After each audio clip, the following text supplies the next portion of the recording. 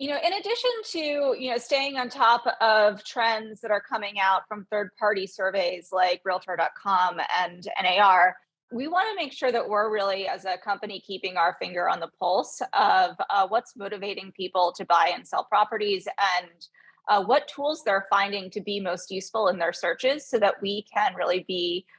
useful and helpful to sort of our agent and broker customers to help them be more successful.